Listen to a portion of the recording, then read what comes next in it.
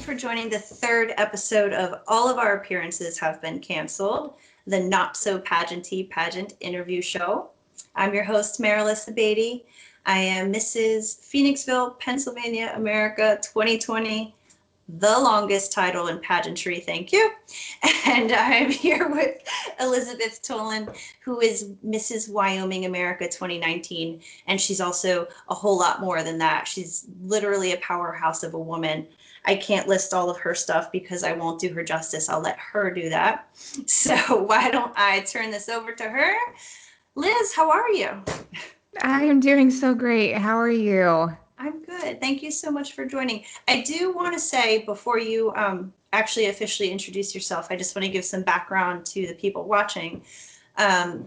We got to meet last year at the Mrs. Colorado, Mrs. Wyoming pageant. It was an amazing pageant weekend. Yeah, I think any woman who is part of that last year and is watching this can kind of speak to the fact that it was such an incredible weekend. The director, Emily Stark, is the director to top all directors. And I can't talk about it too much because I'll cry, and I cried in the last episode, so I don't want to do that. But the one day, I think it was the Friday before the finals, we had practice half of the day, and the other half of the day, we had to do all the sharing. And we all cried all day and got really puffy faces. I still can't actually try to describe that day to someone who wasn't there without crying, but that's the day we met. So I'm happy to see you again. It's so good to see you too, and not puffy today. So. All right. Well, please tell us all about you and all the different things you do, and let us know about your platform. Oh my gosh. Okay, where to start? Well, as you mentioned, I am Mrs. Wyoming 2019, which I'll be totally honest, did not think that was going to be a thing. I decided to compete really as a carrot for finishing up my master's degree. I was slogging through my capstone paper and just having a miserable time. And I said, you know what? Okay, if you get this done, you can go do something super fun for yourself. And that was the thing that I chose to do. And my husband was deployed for a year at the time. So it was just me and our 4 kids and finishing my master's. And I was like, let's just add one more thing to the plate.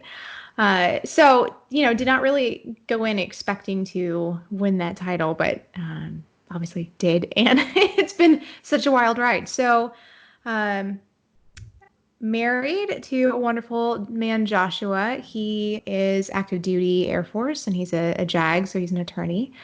We have 4 beautiful children. They range in ages from 15 to almost 2 years old. So we have quite the household of craziness 24/7. We have 2 giant dogs, and right now, because of Corona everything, we also have our au pair who lives with us, but also my in-laws. So we have 9 people in our home. Every day. I'm ready for this to be over with so we can go back to getting outside and doing things. Wyoming is home for us. We recently were transferred to Randolph Air Force Base, Texas, so we did have to move away from Wyoming, and we're down here. But it's been good so far, and I work in Department of the Air Force, and so I'm a program manager, and that's been pretty exciting. And I also serve in the Wyoming Air National Guard, so I've been a member there for 13 years, enlisted for the first 10, and then I commissioned coming up on 4 years ago, so I'll put on captain here in September, and I'm an aircraft maintenance officer, so lots of different things going on all the time. Yeah, so I was not overstating it when I said you are a powerhouse of a woman, because you really are. Or crazy, just crazy. No, crazy wonderful. But do you also have a foundation? There's something that you do. Yeah. Sorry, I didn't know how to describe it. When our little guy Toby, so when we were 20 weeks pregnant with him, we found out that he had an issue, and we were living overseas at the time, and so docs there had said, we can't help you. We don't know what's wrong, but he won't make it. You need to terminate. And we said, no thanks. And we came back to the U.S. and obviously back home to Wyoming and got care in Colorado. And he did have to be delivered early, and he spent a significant amount of time in the NICU, and that's really where my foundation idea came from. He spending so much time there in the NICU, it became really apparent how many families didn't have anything that they come in with, and they come in, unexpectedly in the middle of the night. They're flown in from states far flung, not just Colorado and Wyoming, but folks from Kansas, folks from New Mexico, Nebraska, just everywhere. And so we really wanted to do something for those families and give them the kind of love and support that we were so lucky to have. And so that's where Toby Shower for Babies was born. And it's been an organization that's been going on for 6 years now. Toby just turned 6. Right now we're on a hold status though because of coronavirus. Normally we put together these baskets that have books and stuffed animals and hand tied blankets, and obviously we don't want to have supplies out and have everybody have their hands on them and then be potentially passing something into the NICU where you've got a terrible respiratory illness affecting tiny babies with underdeveloped lungs. So we're on hold for the moment, making plans to have a big event when everything gets lifted and we can get back to work. But so we've done up to 7 hospitals now in 2 states, and we've supported over 4,000 families in our time. So we've been pretty busy. That's awesome. Well, thank you for everything that you do. You are really fabulous. I followed your reign, I guess, over social media over the past year. And I will say, dead seriousness, you are one of my favorite state title holders in the 2019 class of Mrs. America. And you're really funny. I think you're one of the funniest because I follow a lot of them. And I think, honestly, you are incredibly relatable. So at least to me, when I think about, a queen and a state title holder and who she is, like, I think you're one of the best. So that is so sweet. Thank you. That's great. Not ever having pictured myself as a queen, right? Like I would never want to be unapproachable. And so I always just try to be exactly who I am. And either you love me for it or you can't stand my face, and that's okay too. So yeah, thank you. That is so sweet. Yeah. And I think that's one of my favorite things about pageantry. I think especially the Mrs. America organization, because everybody's so different. And I think it gives us the opportunity to really show our own colors. And that's part of the reason why I wanted to do this show, is because I don't think necessarily everyone's like me who likes to follow all the different queens and see how everybody expresses themselves. So I wanted to invite different women from all over the country, truly just to be able to show her personality and talk about what she does. And that's one of the main goals here. So I'm really excited to have. I love it. It's such a cool idea. When I saw you put this together, I was like, oh, I want to come help. Let me help. This is great. Yeah, I was pumped. I was like, yes. Super smart. Super smart. I'm excited to see how the whole series turns out. We'll see. We'll see. All right. Well, thank you for sharing your platform. If anybody wants to find out more about that, is there any website they should go to or social media to follow? Yeah, so we have a couple of things. We have our website, which is showerforbabies.org, and it's just all spelled out. So showerforbabies.org. We're also on Facebook at Toby Shower for Babies, and the same on Instagram. So those are the only things I know how to work. So that's what we got. All right, cool. That all sounds good.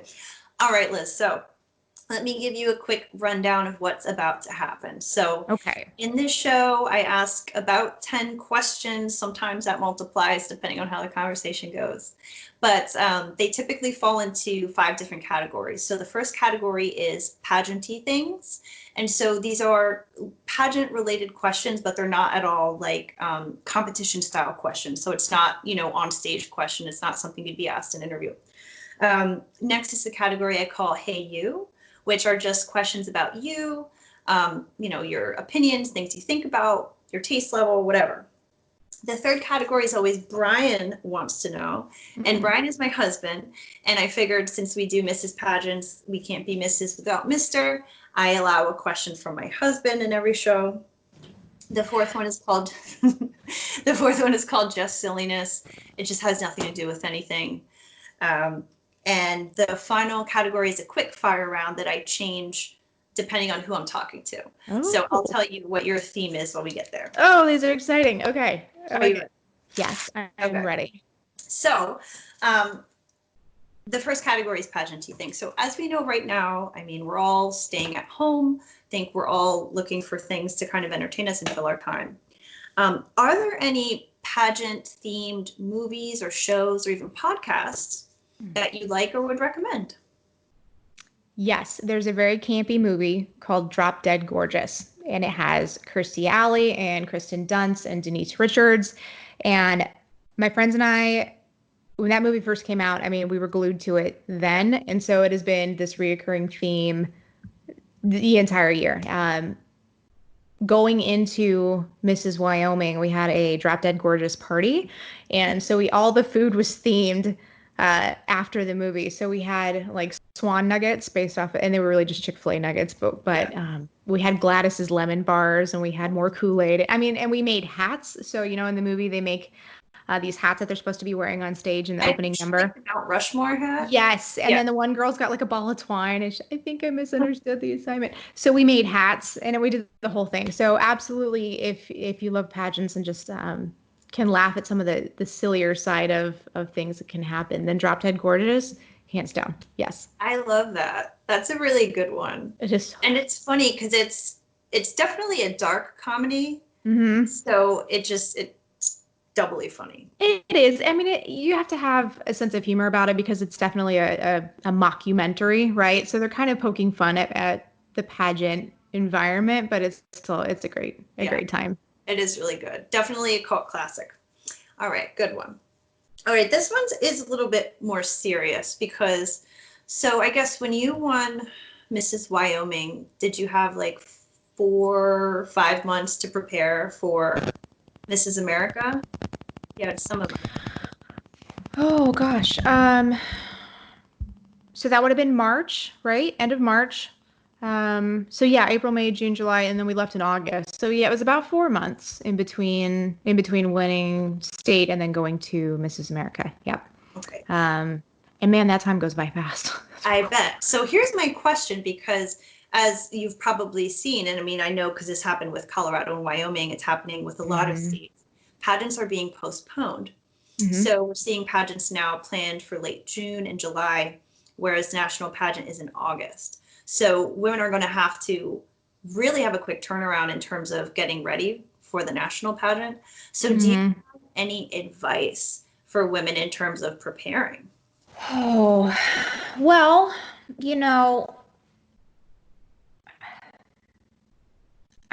I know it seems like not having time in between state and nationals might be a downfall, a pitfall, but I really think about it the other way. It's actually really kind of lucky because you are going into your state pageant ready, right? So if you are prepping for your state pageant and you are ready to go, then you are just as ready to step off of that state stage and onto the national stage. So there are things that you can't really make up a ton of work in, let's just say, the fitness category, right? In a couple of weeks. So you need to be ready when you hit that state stage as you were walking onto the national stage. And really, judges are looking for, at that time, when they're looking at your state pageant, they're looking for the girl that they could pluck right now and put them into the national pageant. So I think you have to think about being prepared for your state pageant as if you're preparing for nationals. And if you go into it with that kind of mindset, then I don't think you're going to have like this mental roadblock if you're crowned and then you're going to nationals. Yeah, there's some stuff that is a little different, right? Like maybe picking a different gown for nationals, maybe state costume's a thing, right? So having to put together a state costume. But I think that you find that when you win a title, you have this tribe that is just right there willing to help and do things. And everyone knows it's going to be a tight season. And so I think any winner is going to find that the group is going to come together and they're really going to feel supported. So I really wouldn't stress about it that much. I'll be honest. Like I think about it as if you're going to be going to state today and you're going to go to nationals next week. And if you go into it with that mindset, you're going to be in a good place. Then you're ready. That makes sense. That's what my coach I have a coach this year. Last year, I had no idea what I was doing. This year, I do. My coach is Shalon Paulson. Shout out to Shalon. She said the exact same thing. She was basically like, think about it like you're not preparing for a state pageant. Think about it like you're preparing for Miss America. Exactly. Do that, you're going to be ready to go. But Yep. that is really good. And then states just practice, right? And that's exactly, I mean, it's exactly what it is. So absolutely. She's like a dress rehearsal for. Yes. Dead on. Cool. All right. Thank you. So now the third question is always my favorite part of the show, called My Favorite Picture of You. And this is when oh my, I pull up a picture. No, don't worry. These pictures always come from the person's kind of publicly shared profile. So I'm not okay. Yeah, but I mean, I'm out there in a T-Rex suit falling down in the middle of a field too. So well, don't you worry. I'm scared. What did you find? I couldn't help myself and I picked 2 pictures of you because I love both of them. And so I'm going to show the picture of you. I'm going to say all kind of nice things about you. But then I want you to just tell us a little bit about what was going on in the picture. You know, what was happening? Where were you? What were you thinking? So this first picture, well, you can tell the people where it's from, but I will tell you, I chose this because this gown is killer. It's fire. It's dope. I love this gown. And I remember when you posted this during America Week, and I was just like, where do I get this gown? And it's this one. So tell us about That's not even my gown. Whose is it, and how do I get the phone number? So Rachel brought it, and I borrowed it from Rachel, and it belongs to Valerie Daly. It's Valerie Daly's dress. So, but fun fact about that dress, my cousin's wife was Mrs. Wyoming in 2016, and she wore that dress at nationals on stage. And I loved it then. And I was like, oh my God, I love that dress. And I got to tell you, it is so comfortable. Really?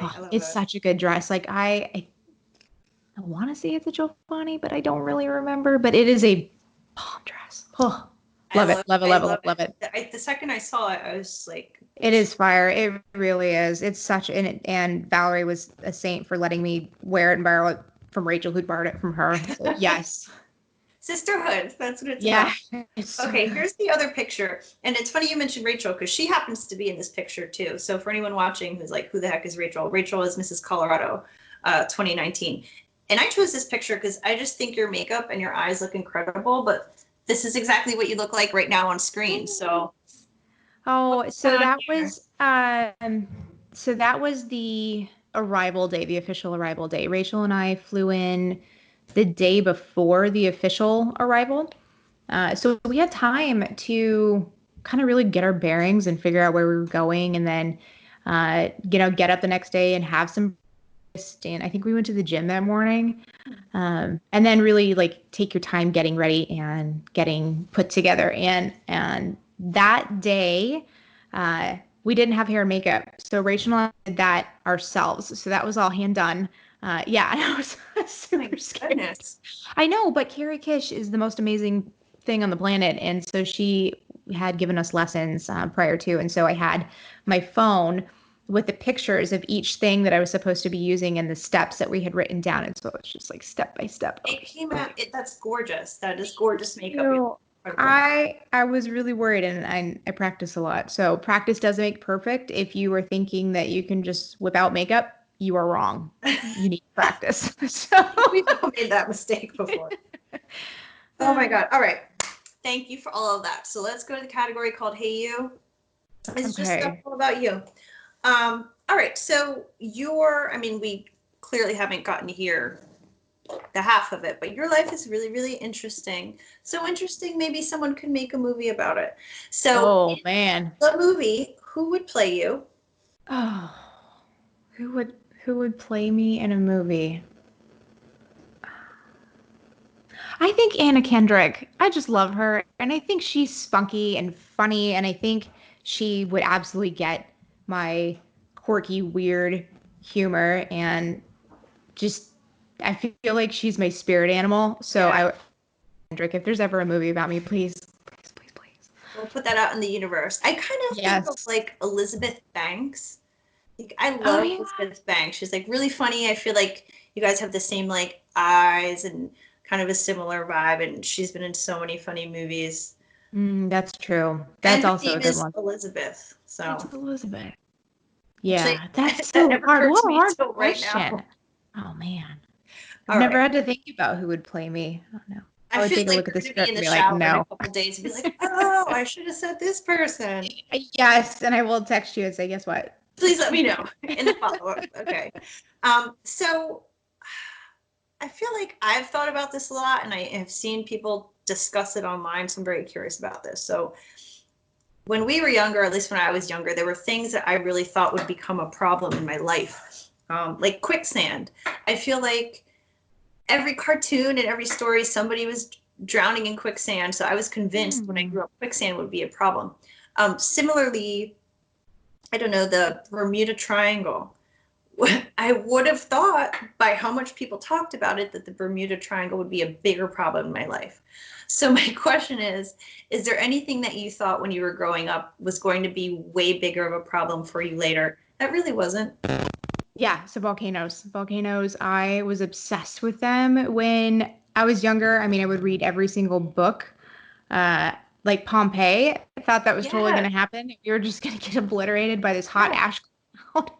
Uh, and when I was younger, I grew up in Alaska, so earthquakes were a thing all the time, and then occasionally volcanoes did go off. And I can remember being small, and we would go outside, and I still have this jar, and we would scrape off of the porch, and we would put it in these little jars and like label them for what volcano eruption that it was. And so yeah, I don't know if that's just a product from growing up in that environment where volcanoes actually did kind of yeah. cause an issue. I mean, that makes Uh, sense. That's yeah. totally So irrational. clearly it's affected my life today. Yeah. Well, thankfully, that has never been a problem for you. And I wish you all the best that volcanoes are not a problem for you in the future. So, Yeah. so good luck to you there. Oh, I forgot I wrote this one down. I don't even know how to ask this question. So I feel like as people get older and they become old people, they get, kind of isms, weird mannerisms and things they do. Hmm. So what old person thing do you do? What old person thing do I do? Um, gosh, I I don't know. What qualifies as being old personism? I don't know. Like Uh, I'll give just some examples, I guess. I feel like the old person thing I do, it's not really in my control, but I just have to like sniffle a lot just because of my allergies. And I picture old people like puttering around, sniffling a lot. So I guess mine would be just constantly sniffling. hmm. I have to crack my back a lot these days, it feels like. And that's kind of new. Um, oh, I don't know. I'm gonna have to think about that one. That one's hard. An old personism. I've really fallen in love with my hair wrap towel, if Okay. that counts as Okay. I think that something. counts. Yeah, and then my husband's telling me gardening. So I Oh, really like, gardening is a new thing, and I really love baking. And I'm like, we're gonna can everything, and we're gonna bake it yeah. ourselves and put it in the freezer. Yeah. So, but when you have, a whole household to feed, like these are real things I got to think about. So, That makes sense. That makes sense. All right. Good answer. Um, um, this is the last one in the Hey You category. okay. Um, have you ever been duped by an advertisement to buy or do something silly? And if so, what? Duped by an advertisement. I mean, haven't we all tried self tanner? Like, I ugh. actually have one that I don't know why I bought it, but I'm too afraid to try it. And I would think now is a great time to try it because I don't really see anybody, but I'm scared. Yeah, I threw some on a couple of weeks ago and then went to go stand in line to go buy eggs because that's our normal right now. Yeah. And then it was only when I got home that I noticed that I had missed this huge swath up the back of my leg and I was wearing a sundress. And I was like, that's great. Just great. Like Yeah. I'm just doomed to be pale and just, yeah. Well, Yeah, that's probably the closest one is things that I should not be allowed to touch. Yeah, it can be dicey because it's either like there's a whole naked strip or there's one bright orange, fully concentrated, like Mhm. elbow piece or just something insane. So I totally get that. I'm trying to, if I've ever, What's yours? What did you get into? I'm totally sure I have something, but I can't think of it. But the only thing I can recall is just the first time ever I was impacted by advertising at all. And so, you know, the store Old Navy? Yeah. So there was a commercial for Old Navy cargo pants Oh, okay. that was out in the 90s, I want to say. And they played this commercial so much. And it just got into my head that I had to have Old Navy cargo pants. And I would go to work with my mom and do little work, and they would kind of pay me under the table. Um, and I saved up. It's like the first time I saved up money, and the first thing I bought was Old Navy cargo pants. And like I wore those pants. They were corduroy khaki cargo pants, and I was so proud that I saved up the money and I bought them and I wore them everywhere, all because of that commercial. So there you have it. But that doesn't sound like you got duped. I I mean that you were proud of that, and I was that's good work ethic and and I mean, they were a good product. It's not like they fell apart. That's just the only yeah, time I distinctly remember being like impacted sucked by in by that. something. Yeah, that I was Oh, like, well, have to I have. mean if we want to talk about being sucked into things, dress shopping, like I love looking at gowns now and I have the hardest time like, ooh, I need that one. Ooh, I need that one. Like, do I need 15 formal gowns? No. No. Do I want them? Yes. Yeah, So I get I'm getting eyeballs from my husband. He's like, do not go shopping. Stop. that. He's like, don't even say gowns. All right, we'll Don't move even on. say. We will move on. All right, so this is now the category Brian wants to know. Brian wants to And know. this week, it's actually a guest question from Oh. my friend Paul in Boulder. Hi, Paul in Hi, Boulder. Paul in Boulder. Paul in Boulder wants to know what's the best or most interesting thing you've cooked during this whole pandemic situation? Oh, the best or most interesting thing I've cooked during pandemic. So I am a big, big chef anyway. It's like I live in the kitchen and I do things like red wine braised short ribs and I make my own cheese and, we bake bread weekly. Um, so I will say probably the thing that is delight. Um, we lived in Hungary for a number of years, and in Hungary there is all kinds of different street foods, and one of those things is called langos. And langos is a fry bread that's made of flour and boiled potatoes, Mm. and as soon as it comes out of the oil, they, quick dry it off, and they brush it with a garlic butter, and then you put sour cream and this.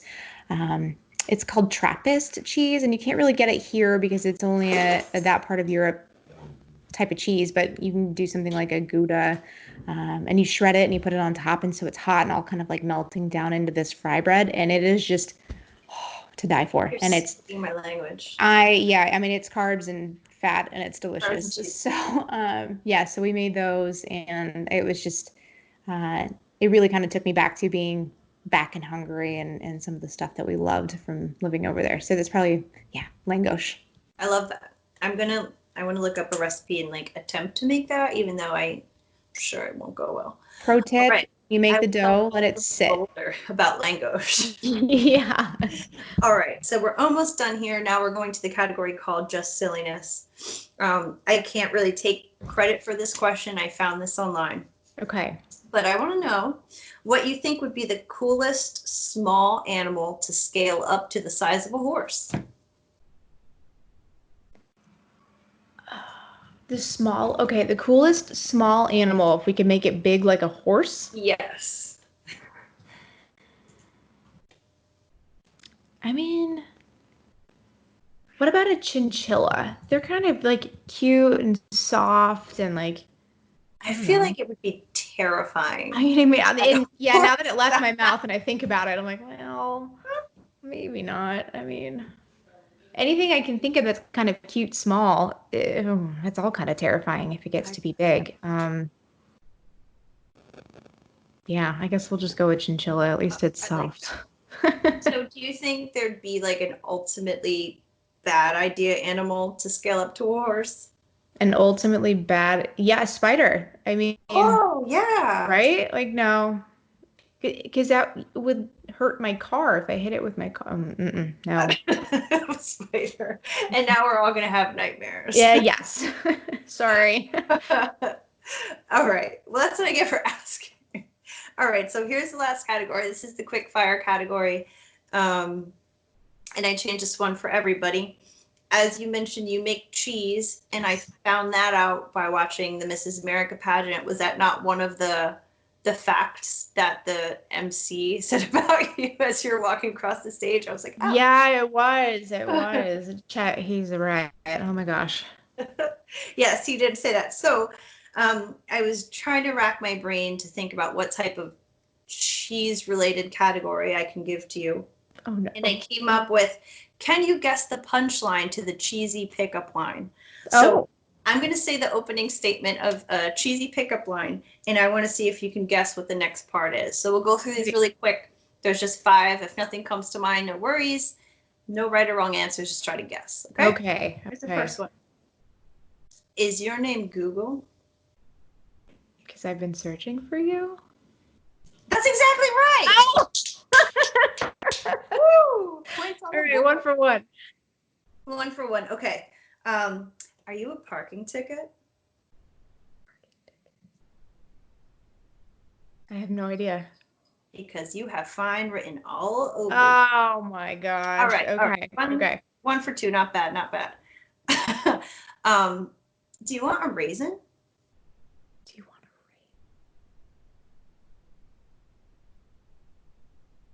rate? I don't know. No? How about a date? Oh, geez. Okay. All right. All right. 1 out of 3. Not too bad. Oh, well. I don't even think I can say this with a straight face. Um, is your name Ariel?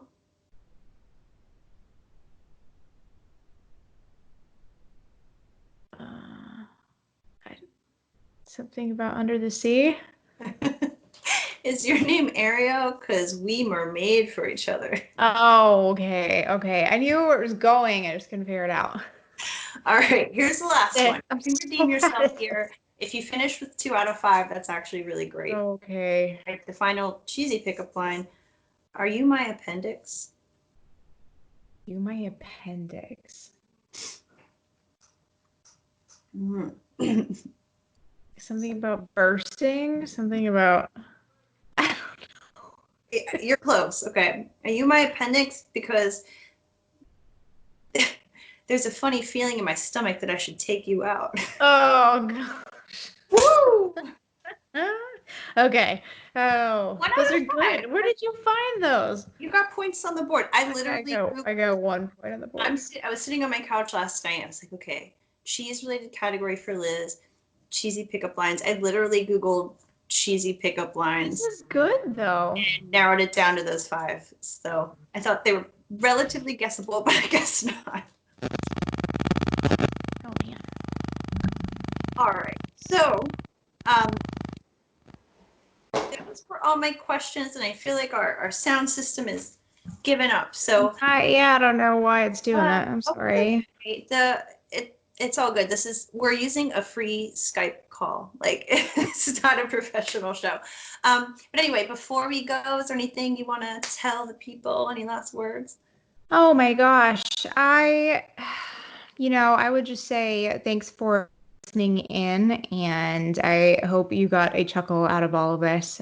Yes, I'm absolutely as nutty as you think that I am. So, I hope everyone out there is, doing okay. Oh, you know what? I forgot to tell you. So we launched a thing. It's a group on Facebook called Pick Me Up Postcards, and it is just a way to allow people to connect and kind of reach out and support one another. So if you're kind of having a bad day and you think, hey, you know what, some snail mail would cheer me up, then you can post and say, here's where I'd like a postcard sent, and people can jump on and send you postcards. And it's just, a fun way to connect and cheer and some joy. So if you're looking for something to do, it's safe to do from home. Yeah. Just throw a postcard in the mail. Yeah. Yeah. Fabulous. Well, thank you, Liz, so much. I hope to speak with you again soon, and I hope you enjoy the rest of your year living out your reign as Mrs. Wyoming America. I really appreciate it. Thank you so much. Thanks for letting me come do this with you. It's been a blast. Of course. It's been nice. Thank you.